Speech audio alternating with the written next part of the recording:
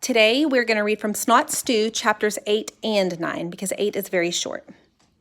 The next day, and from that day on, Mother would let us out in the backyard. It was much nicer to be let out than to be thrown out. After a few days, I liked going outside. I liked the way the sunshine felt warm on my fur. I liked the way this grass smelled and the way the bushes scratched my back. I liked to roll in the dirt and then stand up and shake and watch the little puffs of clouds of dust drift all around me. I liked to listen to the birds and sometimes try to sneak up and catch one, only I never did. I liked almost everything outdoors, everything except Butch and the dumb game Toby played with him. There were other dumb games around the Burke's house, like the Name the Cat game. Ben and Sarah and Mother and Daddy decided they were going to give Toby and me names. They sat down at the kitchen table one night and thought of all the different names they could. Then they voted on the ones they liked. They decided that they would name Toby Rambo. Now that was a dumb name if I ever heard one.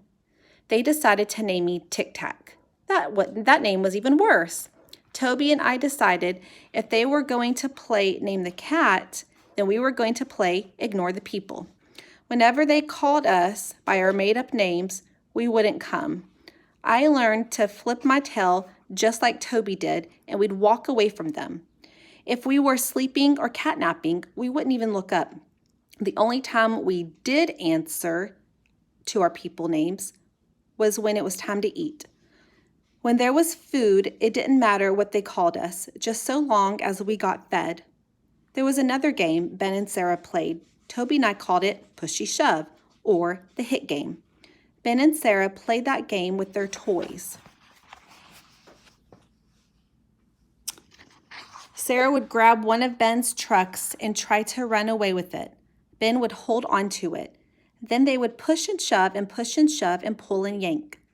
Other times, Ben would try to grab Sarah's doll. She would chase him through the house yelling, "Mine, mine!" If she caught him, she'd hit him. Then he'd hit her back.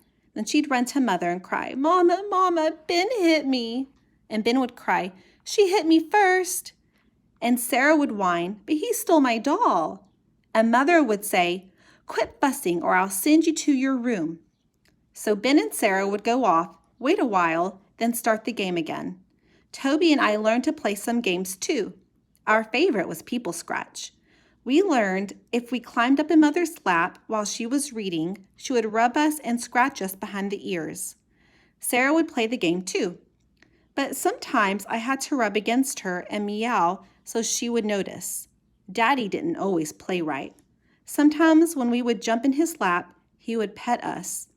Other times he would shove us off on the floor and growl at us.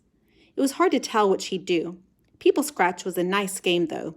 Toby and I liked it. Sarah and I also had a game I didn't like. It was called Dress the Cat. I was the cat. Sarah would take me to her room and close the door. Then she would take the clothes off one of her dolls and try to put them on me. A hat would smush my ears down. A blouse would feel tight around my arms, and a dress would make my tummy hurt. I didn't like stuff like that on me. Clothes aren't made for cats. Usually, I'd jump down and hide under the bed. Sometimes Sarah would find me and make me play the game again. Sometimes she would go off and do something else. I'd wait under the bed until I was sure she was gone, then march off down the hall, swishing my tail just like Toby had taught me. It was a disgusting game. But the worst game was something I didn't even know was a game at first. It was a terrible game. The worst of all. It was called Snot Stew. I'm actually going to stop at chapter 8. I want to go back to the picture that shows the Dress the Cat game. So join me tomorrow for chapter 9, and we can learn what Snot Stew is.